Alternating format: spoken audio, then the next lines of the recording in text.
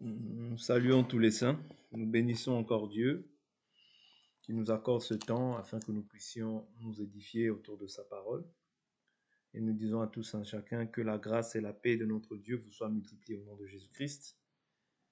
C'est encore un privilège de pouvoir nous retrouver devant vous par le canal de cet audio afin de pouvoir nous exhorter tout autour de cet enseignement.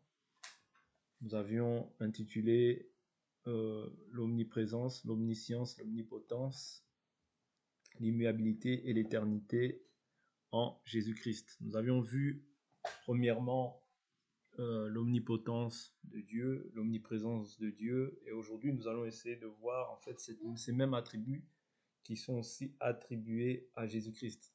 Vous voyez, donc nous allons essayer de voir aussi l'omniprésence du moins en Jésus-Christ, l'omniscience de Jésus-Christ, l'omnipotence de Jésus-Christ, l'immuabilité de Jésus-Christ et l'éternité de Jésus-Christ. Donc, je le répète, nous avons vu premièrement tous ces attributs-là concernant Dieu. Ouais, et nous voulons faire ce parallèle-là aussi par rapport à Jésus. Ouais, comprendre que Jésus aussi dans la chair est aussi Dieu. Ok ? Donc, prenons nos Bibles.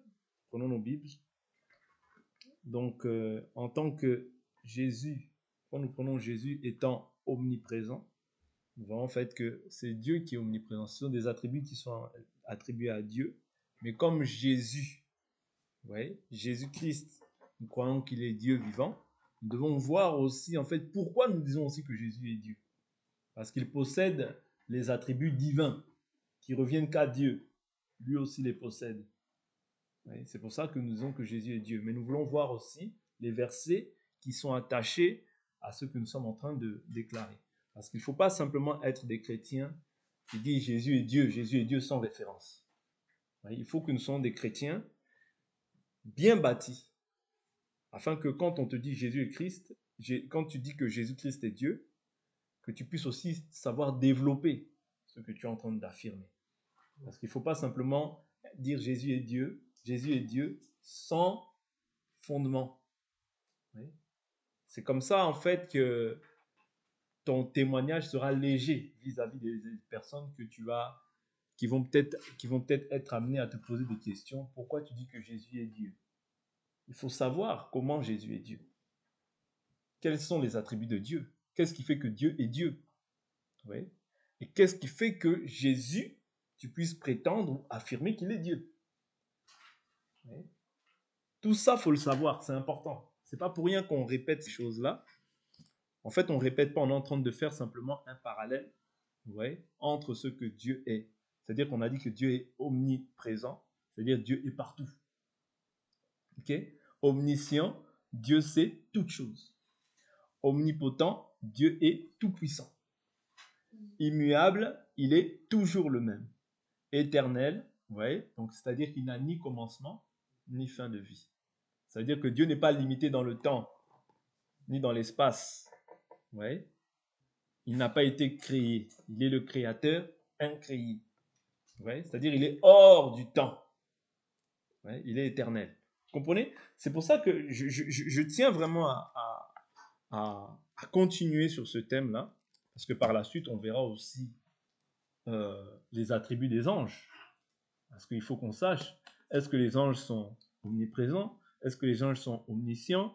Est-ce que les anges sont omnipotents? Est-ce que les anges sont éternels ou immuables? Est-ce que Satan, que certains ont peur, ou bien les démons, est-ce qu'ils sont omniprésents? Est-ce qu'ils sont omniscients? Est-ce qu'ils sont omnipotents? Est-ce qu'ils sont éternels? Est-ce qu'ils sont immuables? Tout ça, ce sont des thèmes que nous devons traiter. Parce que c'est quand tu es simplement bien assis sur ces choses-là, que tu peux être à même de pouvoir aussi parler à une personne incroyante ou croyante et lui présenter aussi ces choses. C'est-à-dire que quand il a des questions, tu dis, l'Écriture dit que. Oui, moi, je veux que nous soyons des chrétiens qui parlent par rapport aux Écritures. Parce que la parole est la vérité. Ok? Tout homme est menteur. Tout homme. Menteur. Mais Dieu seul est vrai. Que Dieu vous bénisse. On va commencer notre exposé. Donc, prenons la Bible, prenons nos Bibles Nous allons voir un peu l'omniprésence en Jésus, bien sûr, parce que là, nous avions déjà vu ces mêmes attributs en Dieu, mais nous allons voir maintenant ces attributs-là en Jésus. Ok? Jean, chapitre 3. Là, dans un premier temps, nous traitons au niveau de l'omniprésence. Jean, chapitre 3. Jean, chapitre 3. Jean, chapitre 3. Je prends à partir du verset 13. L'Écriture dit, ici, personne n'est monté au ciel, sinon celui qui est descendu du ciel, le Fils de l'homme qui est dans le ciel. Donc là, on voit que le Fils de l'homme est à la fois sur la terre et à la fois dans le ciel. Je reprends l'Écriture. Personne n'est monté au ciel, sinon celui qui est descendu du ciel, le Fils de l'homme qui est dans le ciel. Est-ce que vous comprenez? Là, c'est Jésus qui parle à Nicodème. Je peux prendre un peu plus haut pour que vous puissiez comprendre aussi le contexte. Jésus dit quoi? Du moins au chapitre 3, verset 1, il dit quoi? Mais il y avait parmi les pharisiens un chef des Juifs nommé Nicodème. Il vint de nuit auprès de Jésus et lui dit, donc il s'adresse à Jésus. Donc c'est Jésus qui lui répond par la suite. Rabbi, nous savons que tu es un docteur venu de la part de Dieu, car personne ne peut faire ces miracles que tu fais si Dieu n'est avec lui. Jésus lui répondit, en vérité, je te le dis, si un homme ne naît de nouveau, il ne peut voir le royaume de Dieu. Nicodème lui dit, comment un homme peut-il naître quand il est vieux? Peut-il une seconde fois entrer dans le sein de sa mère et naître? Jésus lui répondit, en vérité, je te le dis, si un homme ne naît d'eau et d'esprit, il ne peut entrer dans le royaume de Dieu. Ce qui est né de la chair est chair, et ce qui est né de l'esprit est esprit. Ne t'étonne pas que je t'ai dit, il faut que vous naissiez de nouveau. Le vent souffle où il veut, et tu en entends le bruit, mais tu ne sais pas d'où il vient, ni où il va. Il en est ainsi de quiconque est né de l'esprit. Nicodème reprit la parole. Comment peut-il se faire? Jésus lui répondit, tu es le docteur d'Israël et tu ne sais pas cela. En vérité, je te le dis. Nous disons ce que nous savons et nous rendons témoignage de ce que nous avons vu et vous ne recevez pas notre témoignage. Si vous ne croyez pas quand je vous ai parlé des choses terrestres, comment croirez-vous quand je vous parlerai des choses célestes? Oui. Donc là, c'est Jésus qui dit, si je vous ai parlé des choses terrestres, comment croirez-vous lorsque je vous parlerai des choses célestes? Donc il y a des choses terrestres, il y a des choses célestes. Voilà pourquoi par la suite il dit, personne n'est monté au ciel, sinon celui qui est descendu du ciel. Qui est descendu du ciel? C'est Jésus. Maintenant il dit quoi? Le Fils de l'homme qui est dans le ciel. Oh, c'est-à-dire il est à la fois sur la terre, mais à la fois dans le ciel. C'est-à-dire le Fils de l'homme est dans le ciel, mais physiquement comme ça, il était sur la terre. Là, on voit déjà qu'il est présent partout. Cette écriture nous montre que Jésus est présent partout. Ok? On peut prendre encore...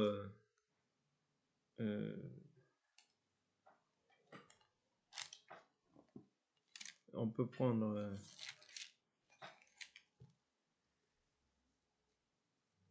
on peut prendre encore... je vais prendre... bon, je ne vais pas prendre d'autres écritures. J'ai que cette écriture concernant l'omniprésence de Jésus. Allons rapidement dans l'omniscience. Vous voyez? Parce que ça, c'est des choses qu'on avait vues en Dieu, mais qu'on doit voir aussi en Jésus-Christ. Donc, dans l'omniscience, on voit que Dieu sait toutes choses. Nous voulons voir aussi ça dans la vie de Jésus. Vous voyez? C'est-à-dire Jésus aussi sait toutes choses. Prenons quelques écritures qui vont nous aider. Dans le livre de Jean chapitre 1. Je prends à partir du verset 45. Philippe trouva Nathanaël et lui dit, nous avons trouvé celui dont il est parlé dans la loi de Moïse et dans les prophètes, Jésus de Nazareth, fils de Joseph. Nathanaël lui dit, peut-il venir de Nazareth quelque chose de bon? Philippe lui dit, viens et vois. Jésus vit venir à lui Nathanaël et dit de lui, voici vraiment un Israélite dans lequel il n'y a pas de fraude. Nathanaël lui dit, d'où me connais-tu? Jésus lui répondit, avant que Philippe t'ait appelé, quand tu étais sous le figuier, je t'avais vu. Nathanaël reprit, Rabbi, toi tu es le Fils de Dieu, toi tu es le roi d'Israël. Jésus lui répondit, parce que je t'ai dit que je t'avais vu sous le figuier, tu crois? Tu verras de plus grandes choses que celles-ci. Ouais, donc ici, on voit que Jésus aussi, ouais, c'est aussi toute chose. Je prends encore d'autres écritures. Je prends encore d'autres écritures qui vont nous aider. Jean chapitre... Il y a une écriture qui dit... Voilà, Jean chapitre 2, verset 23. Pendant que Jésus était à Jérusalem, Jean chapitre 2, verset 23. Pendant que Jésus était à Jérusalem, à la fête de Pâques, plusieurs crurent en son nom à la vue des miracles qu'il faisait. Mais Jésus ne se fiait pas à eux parce qu'il les connaissait tous et parce qu'il n'avait pas besoin qu'on lui rende témoignage de quelqu'un. Il savait de lui-même ce qui était dans l'homme. Il savait de lui-même ce qui était dans l'homme. Oui. Donc Jésus savait ce qui était dans l'homme. C'est très important. Là, on parle dans l'omniscience de Dieu. C'est-à-dire, il sait toutes choses. Ok? Je prends encore une écriture.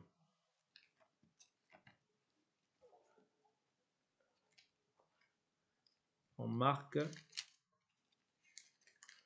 chapitre 2,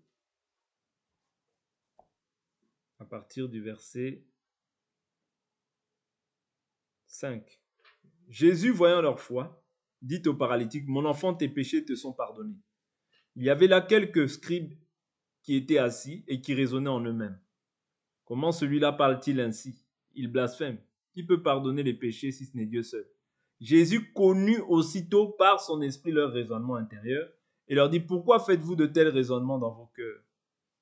Qu'est-ce qui est plus facile, de dire au paralytique tes péchés sont pardonnés ou de dire lève-toi, prends ton lit et marche?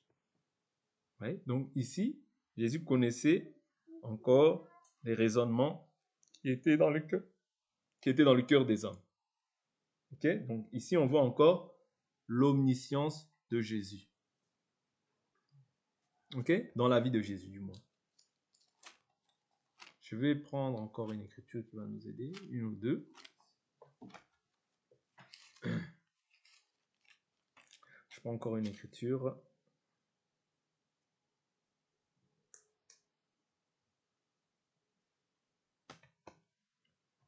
Alors,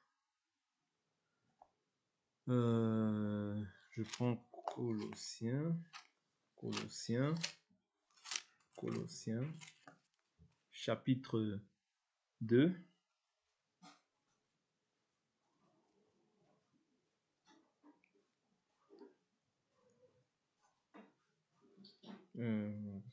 Soit dans la mort, je dis pleine certitude pour connaître le mystère du Christ, donc ils sont cachés tous les traits de la sagesse.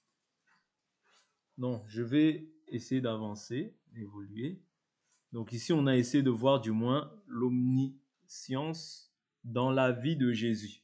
Ouais, c'est-à-dire, ce sont des choses qui fait qu'il soit... Bon, c'est que Dieu sait toutes choses. L'omniscience, c'est ça. C'est-à-dire, Dieu sait toutes choses. Mais ça, on a essayé de voir cela dans la vie de Jésus. Ouais, c'est important de voir ça dans la vie de Jésus. Parce que nous, comme je le répète, nous ne voulons pas simplement dire Jésus est Dieu, sans pour autant avoir un soubassement à ce que nous sommes en train de pouvoir affirmer. Il faut toujours avoir des soubassements. C'est ça la vie du croyant. Ouais, parce que quand toi tu dis Jésus est Dieu, Jésus est Dieu par rapport à quoi? Par rapport à quoi tu dis qu'il est Dieu? Parce que d'autres te diront qu'il est qu'un prophète. D'autres, même au temps des Juifs, ils disaient non, il est fils de David. D'autres disaient oui, non, il il est fils de Joseph et de Marie.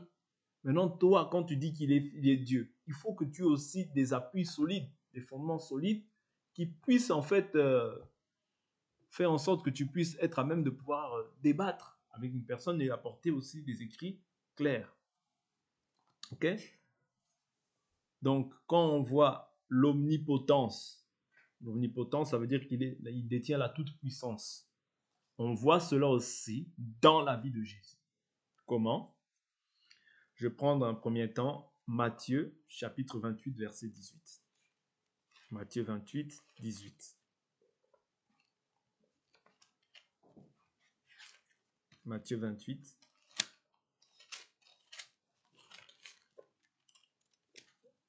Matthieu 28, 18. L'Écriture dit quoi? Jésus s'approcha et leur parla. Donc, prenons premièrement au verset 16. Les 11 disciples allèrent en Galilée, sur la montagne que Jésus avait désignée. Quand ils le virent, ils l'adorèrent, mais quelques-uns eurent des doutes. Ici, on parle d'adoration. L'adoration, n'oubliez pas, c'est quelque chose qui est réservé à Dieu. Tout juif, ouais, tout juif marchait selon Moïse. Moïse, dans Exode 20, l'Écriture dit quoi? L'Écriture dans Exode 20 dit, tu n'adoreras pas un autre Dieu. Tu n'adoreras pas un autre Dieu. Prenons aussi cette Écriture. C'est important. Parce que là, on parle d'adorer. On ne parle pas de se prosterner, on parle d'adorer. L'adoration est réservée à Dieu seul. C'est pour ça qu'il est important que je vous prenne ces Écritures. Vous comprenez pourquoi je vous dis qu'il faut qu'on voie aussi les attributs de Dieu dans la vie de Jésus pour que nous puissions être à même de pouvoir aussi défendre la doctrine que nous confessons. Il ne suffit pas de dire simplement « je sais, je suis chrétien ». Non, chrétien, c'est comme Christ. C'est-à-dire avoir aussi la connaissance de qui est Jésus. C'est pour ça que Dieu a donné même le ministère de la parole. Pour que nous puissions parvenir à la connaissance du Fils de l'homme, à l'état d'homme fait, à la stature parfaite du Christ. Donc toutes ces choses-là sont très très importantes et capitales dans la foi de tous les enfants de Dieu. Exode chapitre 20. Exode chapitre 20. Le verset 1. Alors Dieu prononça toutes ces paroles en disant, je suis l'Éternel ton Dieu qui t'ai fait sortir du pays d'Égypte, de la maison de servitude.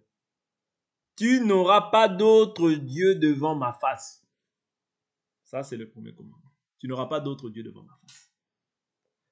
Et celui qui s'ensuit, il dit quoi? Tu ne te feras pas de statue ni de représentation quelconque de ce qui est en haut dans le ciel, de ce qui est en bas sur la terre, de ce qui est dans les eaux plus bas que la terre.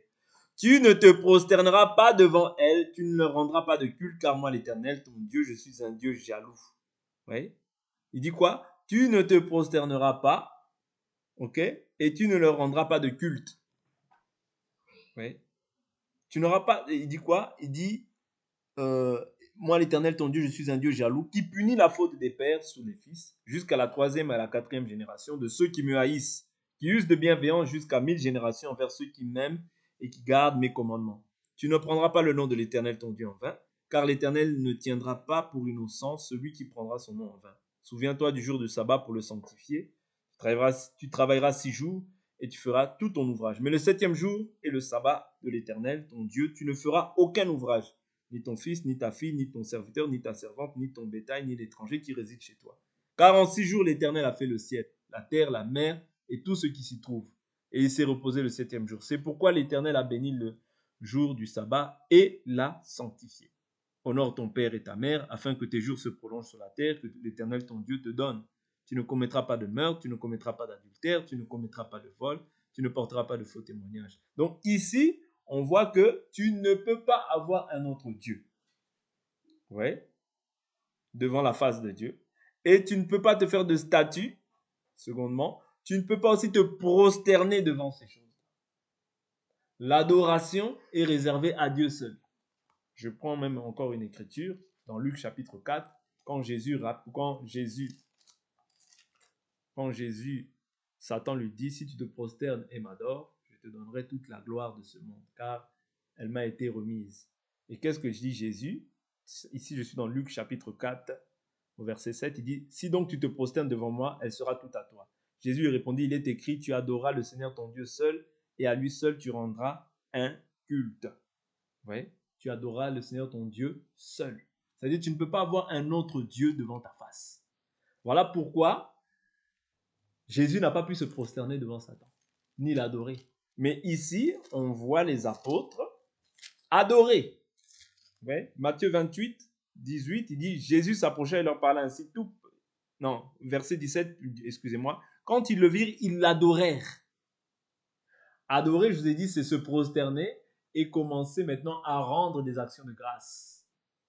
C'est ça, adorer. Ouais. Parce que Satan dit, si tu te prosternes et m'adores. Ouais. C'est-à-dire commencer à rendre des actions de grâce. Commencer à dire, tu es grand, tu es puissant. Ça devient l'adoration. C'est-à-dire que ça, c'est ce qu'ils étaient en train de faire, les apôtres, lorsqu'ils ont vu Jésus. Maintenant, qu'est-ce qu'il dit? Jésus dit quoi? Quelques-uns eurent des doutes. Verset 18. Jésus s'approcha et leur parla ainsi. Tout pouvoir m'a été donné dans le ciel et sur la terre. Donc ici, on voit qu'il détient aussi la toute puissance. La toute puissance, il la détient. Ok? Maintenant, lorsqu'on prend encore Jean, le livre de Jean, toujours sur l'adoration, ce n'est pas un attribut qu'on avait cité, mais néanmoins, je fais ça aussi pour pouvoir éveiller les consciences de chacun et qu'on comprenne en fait que comme l'adoration est réservée à Dieu, elle était aussi réservée aussi à Jésus. Jean chapitre 20.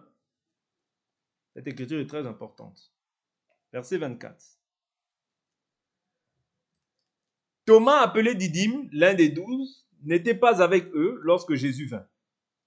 Les autres disciples lui dirent donc, « Nous avons vu le Seigneur, mais il leur dit, si je ne vois pas dans ses mains la marque des clous, si je ne mets mon doigt à la place des clous, si je ne mets ma main dans son côté, je ne croirai point. » 8 jours après, les disciples de Jésus étaient de nouveau dans la maison, et Thomas avec eux.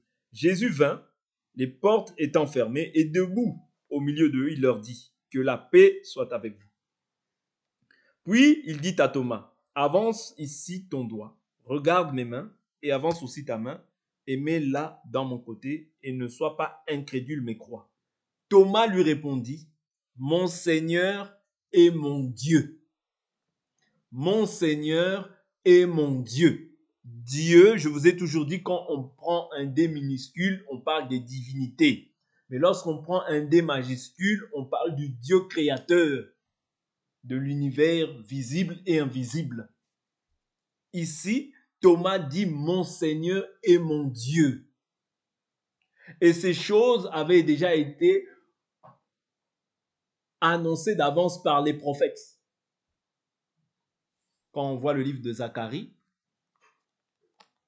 il dit quoi? Ils tourneront les yeux vers moi, celui qu'ils ont transpercé. C'est Zacharie 14. Je prends juste cette écriture de passage et on va continuer sur nos thèmes pour ne pas nous éloigner. C'est important que nous puissions aussi brosser cet aspect-là. Zacharie 14.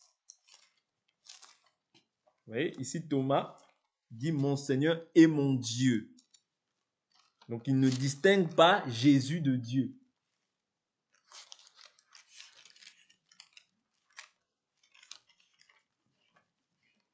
Zacharie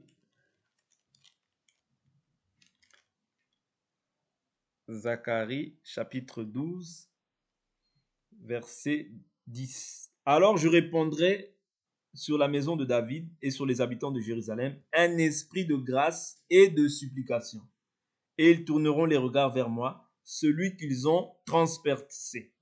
Oui. Ils porteront son deuil comme on porte le deuil d'un fils unique. Ils pleureront amèrement sur lui, aussi amèrement que sur un premier-né. Et nous savons que Jésus-Christ, vous voyez, est le premier-né d'entre les morts. Oui, il est le premier-né d'entre les morts. C'est lui qui est le premier ressuscité. C'est-à-dire le premier-né d'entre les morts, c'est Jésus-Christ. C'est-à-dire avant même que les morts puissent être ressuscités à la croix, Jésus était d'abord ressuscité. Il faut d'abord que le premier-né puisse ressusciter et que par la suite les autres ressuscitent. Pas le contraire. Oui, c'est très important. Donc ici, qui est-ce qui a été transpercé? C'est Jésus. Mais aujourd'hui, les Juifs ne croient pas. Mais ils croiront par la suite. Vous voyez, je vous ai toujours dit ça, ils croiront par la suite à la guerre. À quelle guerre? À la guerre d'Armageddon. Vous voyez? À la guerre d'Armageddon. C'est-à-dire qu'il viendra détruire le système de l'Antichrist sur la terre. Ok? Mais ce n'est pas notre sujet. On ne va pas rentrer là-bas. C'est-à-dire à la fin de la période des 7 ans, Jésus descendra sur le mont des Oliviers selon Zacharie chapitre 14. Vous voyez? Il viendra pour combattre maintenant tous les adversaires d'Israël. Je suis dans Zacharie 14, au verset 3. Je suis tenté d'entrer là-bas, mais je ne veux pas rentrer par là. Voici qu'un jour arrive pour l'Éternel, tes dépouilles seront partagées au milieu de toi. Je regrouperai toutes les nations à Jérusalem pour le combat. La ville sera prise, la maison sera mise à sac, les femmes violées, et la moitié de la ville partira en déportation. Mais le restant du peuple ne sera pas retranché de la ville. L'Éternel sortira et combattra ces nations. Ici, il parle de l'Éternel. Ouais. L'Éternel sortira et combattra ces nations, comme au jour où il combat, au jour de la bataille. Ses pieds se placeront en ce jour-là sur le mont des Oliviers. C'est-à-dire que toutes les nations, ouais, vont se coaliser contre Israël. Ok? Mais maintenant, qu'est-ce qui va se passer? Dieu descendra au mont des Oliviers pour combattre pour eux. Et c'est Jésus dont il est question ici. Ouais. Sur le mont des Oliviers qui est vis-à-vis de Jérusalem, du côté de l'Orient, le mont des Oliviers se fendra. Ok? Donc ici, c'est simplement pour nous faire comprendre la divinité de Jésus. Vous voyez, ici, nous avons vu la toute-puissance. Prenons encore 1 Timothée chapitre 6, verset 13. 1 Timothée 6, 13. Là, on a vu que l'adoration n'est réservée qu'à Dieu. Hein? Vous voyez? Mais là, on ne va pas sortir de la toute-puissance. Traitons toujours sur la toute-puissance. Toute-puissance, 1 Timothée 6, verset 13. 1 Timothée 6, 13.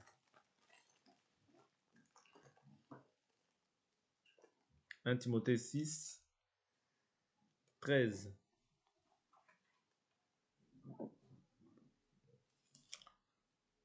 Je te recommande devant Dieu, qui donne la vie à tous les êtres, et devant le Christ Jésus, qui a rendu témoignage par sa belle confession devant Ponce Pilate.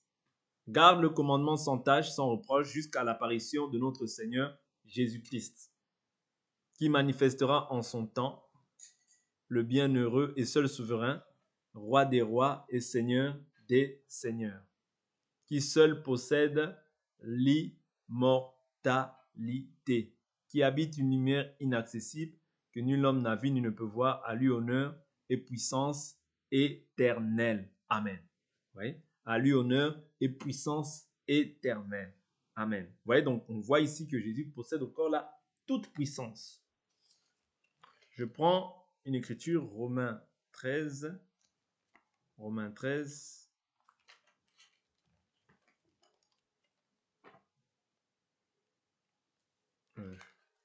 Romains 13. C'est pas dans Romains. Romains 13.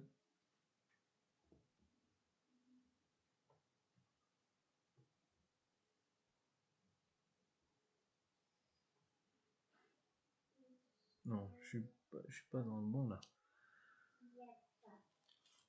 Bon, allons dans une autre. Allons dans Apocalypse. Allons dans Apocalypse. Allons dans Apocalypse. Apocalypse chapitre 1. Apocalypse chapitre 1, je prends à partir du verset 8. 1, verset 8. L'Écriture dit quoi?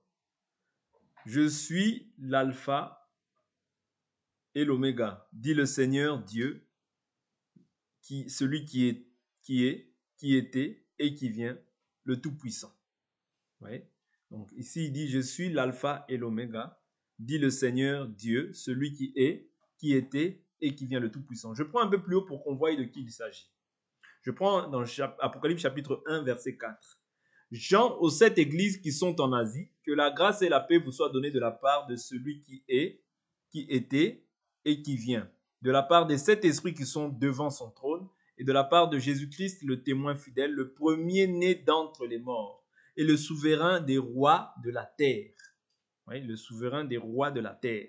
À celui qui nous aime et qui nous a délivrés de nos péchés par son sang, et qui a fait de nous un royaume des sacrificateurs pour son Dieu, pour Dieu son Père. À lui la gloire et le pouvoir au siècle des siècles. Amen. Voici qu'il vient avec les nuées, tout homme le verra, même ceux qui l'ont percé. Vous voyez ceux qui l'ont percé, nous avions vu ça dans Zacharie. Et toutes les tribus de la terre se lamenteront à son sujet. Oui, amen. Je suis l'alpha et l'oméga. Alpha et oméga, ça veut dire premier et la fin. Parce que ce sont des lettres grecques. En grec, quand on prend alpha, c'est la première lettre, oméga, c'est la dernière lettre. Vous voyez, donc alpha, oméga veut dire simplement premier et dernier. Ok? Il dit le Seigneur Dieu, celui qui est, qui était et qui vient, le Tout-Puissant. Donc là, on voit encore la toute-puissance de Jésus. Ouais, on voit encore la toute-puissance de Jésus. Parce que lorsqu'il parle, par la suite au verset 17, il dit « Quand je le vis, je tombai à ses pieds comme mort. Il posa sur moi sa main droite en disant « Sois sans crainte, moi je suis le premier et le dernier, le vivant. J'étais mort et voici, me voici vivant au siècle des siècles. Je tiens les clés de la mort et du séjour des morts. Écris donc ce qui est et ce qui va se produire ensuite. » Vous voyez, donc là on voit qu'il parle des questions de Jésus. Vous voyez, donc c'est très important de comprendre que Jésus est le Tout-Puissant. Mais il est aussi éternel, selon Jean 12, verset 34. Jean 12, verset 34. C'est-à-dire Jésus possède en lui l'éternité. Oui. Jésus possède en lui l'éternité. Voilà pourquoi c'est qu'en lui que tu peux aussi trouver la vie éternelle. C'est-à-dire si tu ne passes pas par lui, tu ne pourras pas trouver l'éternité. Parce que c'est lui qui accorde l'éternité. Les gens confondent simplement le fait des attributs. C'est-à-dire quand on prend le Père, ben pourquoi il dit qu'il est fils? Pourquoi Jésus appelle Dieu son Père? Parce que c'est simplement c'est simplement comme des fonctions. Mais c'est la même personne. Parce que dans Jean chapitre 10 au verset 30, il dit « Moi et le Père, nous sommes un. » Oui. Tout ce que je fais, je l'ai vu auprès du Père. Mais quand on parle de la doctrine du Père et du Fils, oui, le Fils, c'est simplement la manifestation de Dieu dans la chair. Quand on parle du Fils, on parle de Dieu manifestant en chair parce que Dieu est esprit. Mais c'est-à-dire Dieu prend un corps pour pouvoir s'offrir afin de racheter l'humanité qui est dans le péché. Oui. Parce que la Bible, Jésus dira lui-même que personne ne m'ôte la vie, mais c'est moi qui la donne pour la vie du monde. C'est-à-dire pour que le monde puisse recevoir la vie éternelle, il faut que Dieu s'offre pour le pardon des péchés. C'est-à-dire par son sang que nous puissions être rachetés, que l'humanité qui était sous la puissance, sous l'emprise du péché puisse être rachetée par le prix de ce sang. C'est seulement ça qu'on appelle le Fils. Oui. Mais le Fils n'est pas distinct du Père. Ils sont un et indivisibles. Donc il est éternel selon Jean 12, 34. Jean 12. Jean 12, verset 34. La foule lui répondit, nous avons appris par la loi que le Christ demeure éternellement. Comment donc dis-tu, il faut que le Fils de l'homme soit élevé? Qui est ce Fils de l'homme? Oui. Qui est ce Fils de l'homme? Dès que Jésus, oui, même quand on parle du Fils de l'homme, on en parlera par la suite, Fils de l'homme, Fils d'Abraham, Fils de Joseph, Fils de ceci, Fils de cela. Oui. Il faut expliquer aussi ces fils de David, fils de. Nous prendrons la peine d'en parler par la suite des temps. C'est-à-dire que ici, les Juifs avaient la connaissance de quoi? Que le Christ vivait comment? Éternellement. Mais aujourd'hui, les gens discutent. Or que, même dans plusieurs religions, notamment l'islam, ils savent que celui qui doit revenir, c'est le Christ. Même pour eux. Ils savent qu'on parle de l'Antichrist, mais qu'on parle aussi du Christ qui doit revenir. Ils le savent. Que le Christ doit revenir. Les musulmans le savent. Ouais. Mais si on parle du Christ qui doit revenir, c'est par Christ que tous nous allons être jugés. Voilà pourquoi l'Écriture dit, nous comparaîtrons tous devant le tribunal de Christ afin de rendre compte de la manière dont nous avons vécu dans ce corps. C'est par Christ que nous allons être jugés, pas par un autre. Ok? Donc là, on voit l'éternité en Jésus-Christ, que possède Jésus-Christ. Je prends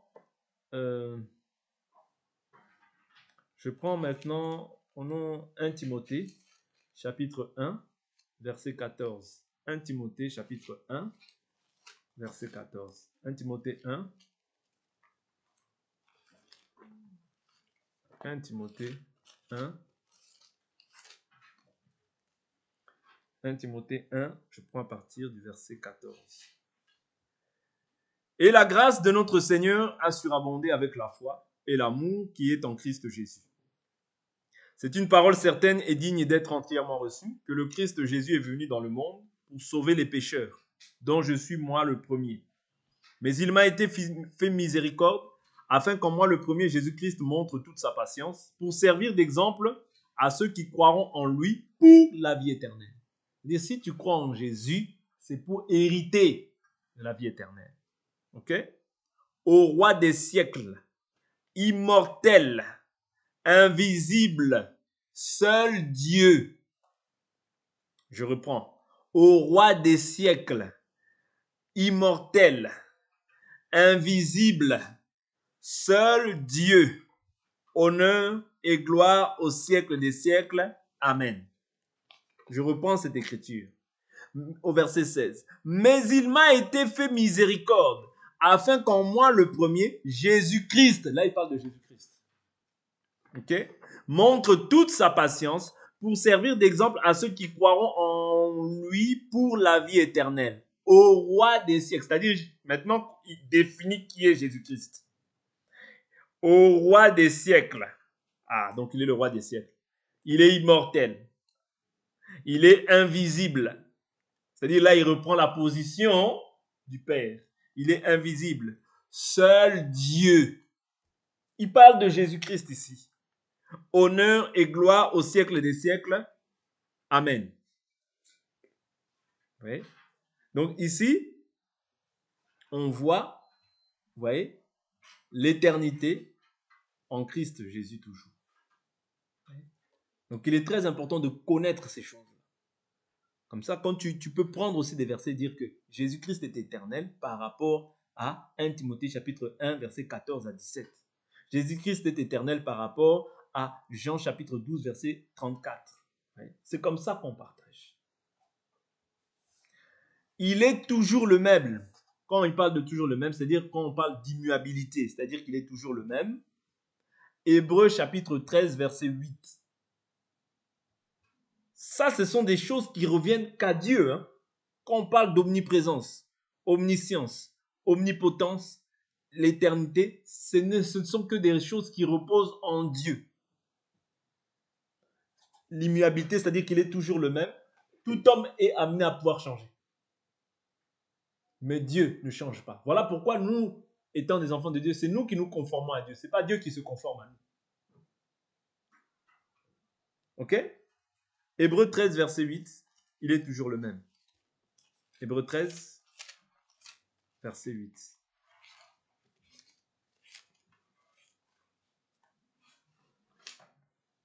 Jésus-Christ est le même hier, aujourd'hui et pour l'éternité. Or, il n'y a que Dieu qui ne change pas. Il y a Dieu qui ne change pas. Ok? Je prends encore une autre écriture. Hébreux, chapitre 1, versets 8 à 12. Hébreux 1, 8 à 12. Mais au Fils, il dit, ton trône, ô Dieu, est éternel. C'est Dieu qui appelle le Fils Dieu. Est-ce que vous comprenez? La divinité au pluriel. C'est le Père et le Fils. C'est ça Dieu. Ouais. La divinité au pluriel, le Père et le Fils. C'est un seul Dieu. Ouais. Mais, c'est-à-dire que ici, même les psaumes parlent de ces choses. Je prends un peu plus haut pour qu'on comprenne. Au verset 5. Auquel des anges, en effet, Dieu a-t-il jamais dit, tu es mon fils, c'est moi qui t'ai engendré aujourd'hui. C'est là où les gens s'achoppent. Ah, donc vous voyez, il a été engendré. C'est là où les gens s'achoppent. Ils ne comprennent pas que Jésus a été engendré de l'esprit. C'est-à-dire, il n'est pas né de la chair ni du sang, mais il est né de l'esprit. C'est moi qui t'ai engendré aujourd'hui encore. Moi, je serai pour lui un père et lui sera pour moi un fils. C'est là où, voilà. Comment Dieu peut avoir un fils? Comment Dieu peut avoir un fils? Vous ne comprenez ni les Écritures, ni la puissance de Dieu. Et quand de nouveau il introduit le premier-né dans le monde, il dit que tous les anges de Dieu l'adorent. Vous voyez? Quand il introduit quoi? Et quand de nouveau il introduit le premier-né dans le monde, il dit que tous les anges de Dieu l'adorent. Les anges de Dieu adorent qui? Le Fils. Ils adorent Jésus. Que tous les anges de Dieu l'adorent. Et il dit des anges, il fait de ses anges des vents et de ses serviteurs une flamme de feu. Est-ce que tu as déjà vu un ange adorer un homme? Non. D'ailleurs, même les anges, même les anges, on ne les adore pas. Hein. Même un ange, on ne l'adore pas. Parce que lorsque l'ange, dans Apocalypse chapitre 22, verset 8, lorsque Jean, il a tellement été époustouflé par à la vue de l'ange, au verset 7, il dit quoi? Apocalypse 22, verset 7, il dit « Voici, je viens bientôt, heureux celui qui garde les paroles de la prophétie de ce livre.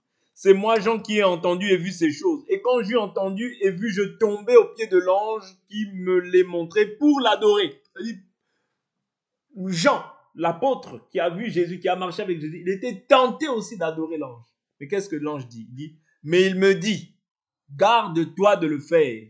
Je suis ton compagnon de service et celui de tes frères, les prophètes. Et de ceux qui gardent les paroles de ce livre, adore Dieu. » Est-ce que Jésus, dans Matthieu chapitre 28, il a refusé qu'on l'adore? Jésus n'a pas refusé. Jésus n'a pas refusé d'être adoré. Mais l'ange a refusé d'être adoré. C'est-à-dire l'ange est inférieur au Christ. Parce que le Christ est Dieu. D'ailleurs, les anges l'adorent. Or, les anges ne peuvent pas adorer Dieu et adorer un autre Dieu. Non, il n'y a qu'un seul Dieu qu'on adore, c'est Jésus-Christ. C'est son nom. Notre Dieu a un nom. Ce n'est pas seulement dire Dieu, Dieu, Dieu, Dieu. Non.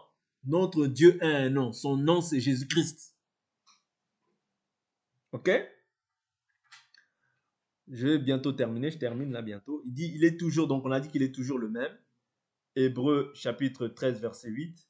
Hébreux chapitre 1, verset 8 à 12, où il est écrit, il fait de ces gens mais au Fils, il dit, ton trône, ô Dieu, est éternel. Ton trône, ô Dieu, est éternel. Ça, c'est Dieu qui dit ça au Fils. C'est-à-dire, il dit, ton trône, ô Dieu, est éternel. Le sceptre de ton règne est un sceptre d'équité. Tu as aimé la justice et tu as haï l'iniquité. C'est pourquoi, ô Dieu, ton Dieu, t'a oint. Ça, sans l'esprit, tu ne peux pas comprendre. Ça, sans l'esprit, tu ne peux pas comprendre. Il dit, ô Dieu, ton Dieu, c'est-à-dire Dieu appelle le Fils Dieu. Et ici, c'est un Dieu des majuscules. Ô Dieu, ton Dieu, t'a oint. C'est-à-dire Dieu dans la position de Père et Dieu dans la position du Fils. Ils ne font que un. Jean chapitre 10, verset 30. Moi et le Père, nous sommes un. Indivisible, indissociable. Colossiens chapitre 2. En lui habite corporellement toute la plénitude de la divinité.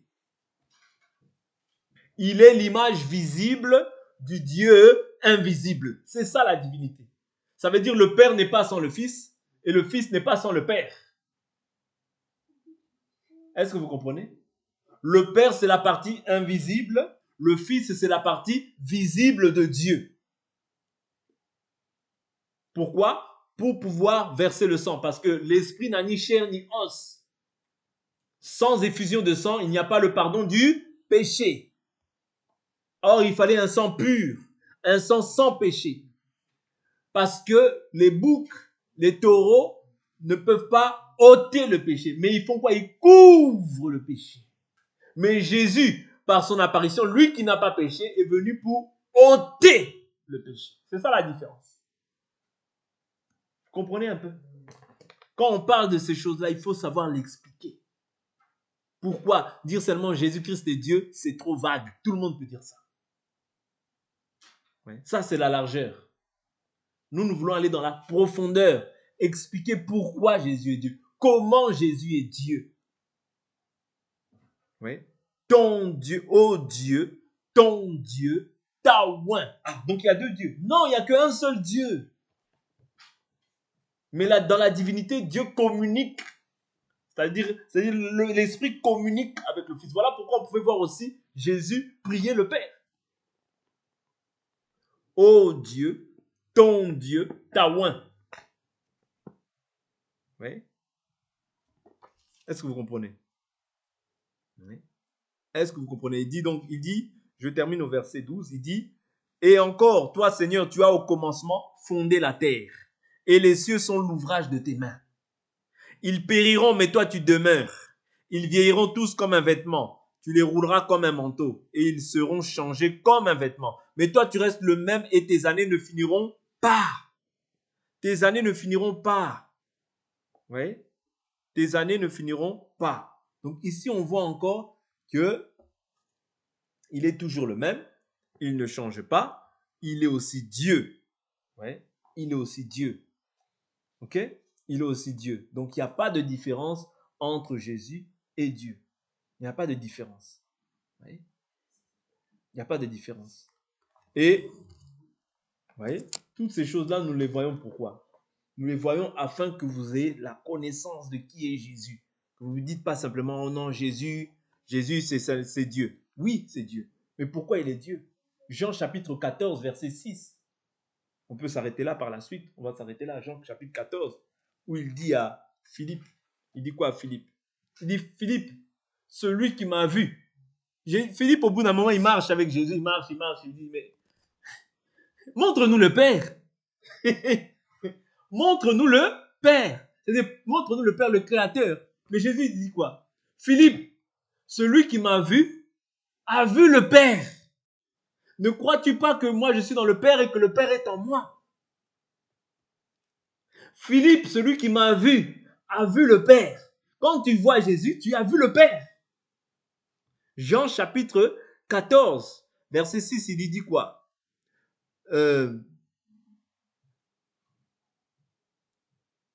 Voilà. Jean chapitre 14, verset 6. Jésus lui dit, moi je suis le chemin, la vérité et la vie. Nul ne vient au Père que par moi. Si vous me connaissiez, vous connaîtriez aussi mon Père. Et dès maintenant, vous le connaissez et vous l'avez vu. Philippe lui dit, vous voyez, dès maintenant, vous le connaissez et vous l'avez vu. C'est-à-dire que quand tu l'as vu lui, tu as vu le Père. Philippe lui dit, Seigneur, montre-nous le Père et cela nous suffit. Jésus lui dit, il y a si longtemps que je suis avec vous et tu ne m'as pas connu, Philippe. Celui qui m'a vu a vu le Père. Comment dis-tu, montre-nous le Père?